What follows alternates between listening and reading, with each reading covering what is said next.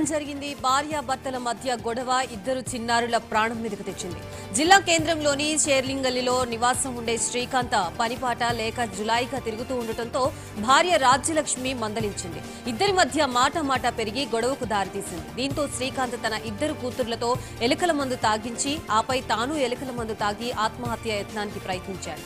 గమనించిన స్థానికులు ఏరియా ఆసుపత్రికి తరలించారు. హైదరాబాద్ అంబర్పేట డీడీ కాలనీలో వివాహేతర సంబంధం రచ్చకెక్కింది. ప్రియురాలితో ఉండగా భర్త ప్రవీణ్ ని భార్య రెడ్ హ్యాండెడ్ గా పట్టుకుంది. ముషీరాబాద్ ఎస్ఆర్టీ కాలనీకి చెందిన ప్రవీణ్ గత కొంతకాలంగా ప్రియురాలితో సహజీవనం చేస్తున్నాడు. దీంతో ఆగ్రహించిన భార్య అతన్ని ప్రియురాలితో ఉండగా రెడ్ హ్యాండెడ్ గా పట్టుకుంది. నారాయణపేట జిల్లా ఊట్కూరు మండలం చిన్నపోర్లలో ఉద్రిక్తత నెలకొంది. నిన్న భూ తగాదాలో మరణించిన వ్యక్తికి పోస్టుమార్టం ముగియడంతో గ్రామానికి తీసుకువచ్చారు. అయితే యువకుడికి కుటుంబ సభ్యులు అంత్యక్రియలు నిర్వహించనున్నారు.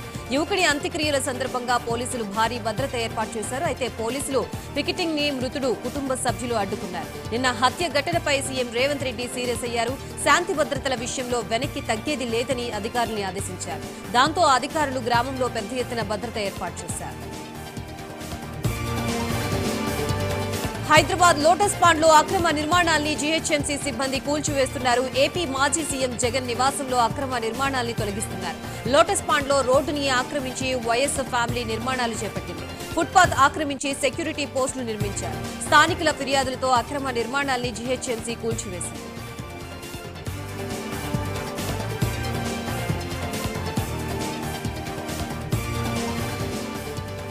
చిత్తూరు జిల్లా పుంగనూరులో ఉద్రిక్తత నెలకొంది. పెద్దిరెడ్డి రామచంద్రారెడ్డి పుంగనూరులో పర్యటించకూడదని టీడీపీ నాయకులు ధర్నాకు దిగారు. పెద్దిరెడ్డి గో బ్యాక్ అంటూ నినాదాలు చేశారు. అంతేకాకుండా ముడా చైర్మన్ వెంకటరెడ్డి యాదవ్ ఇంటిపై రాళ్లతో దాడి చేశారు. వెంటనే పోలీసులు రంగప్రవేశం చేయడంతో గొడవ సద్దుమణింది.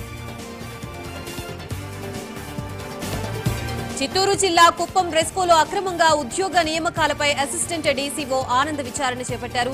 ఉద్యోగ నియామకాలపై శాంతిపురం మండలం తుమ్మిసి గ్రామానికి చెందిన నగేష్ జిల్లా సహకార శాఖ ఉన్నత అధికారులతో ఫిర్యాదు చేశారు. దీనిపై ఉన్నత అధికారులు అసిస్టెంట్ డీసీఓ ఆనంద్ ని విచారణ అధికారిగా నియమించారు. ఈ విషయమై గతంలో ఎండీగా పనిచేసిన సుబ్రహ్మణ్యంతో పాటు నగేష్ కు నోటీసులు జారీ చేశారు. ఆయన రెస్కో కార్యాలయంలో పలు రికార్డులు పరిశీలించారు.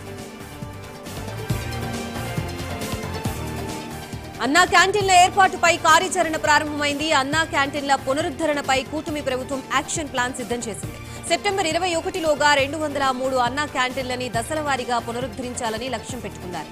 ఈ మేరకు మున్సిపల్ కమిషనర్లకు ఆదేశాలు జారీ చేశారు. గత వైసీపీ సర్కార్ అన్నా క్యాంటీన్లను హోటళ్లకు రెంట్కి ఇచ్చింది. దీంతో వాటన్నిటినీ ఖాళీ చేయించాలని ప్రభుత్వం ఆదేశించింది.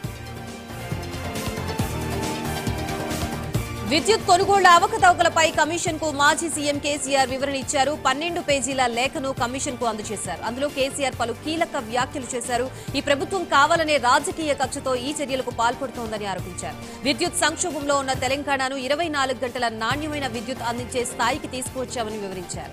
ఈ ప్రభుత్వం దురుద్దేశంతోనే కమిషన్ ఏర్పాటు చేసిందని, జస్టిస్ నరసింహారెడ్డి విచారణ నిష్పక్షపాతంగా జరగడం లేదని కేసీఆర్ ఆరోపించారు.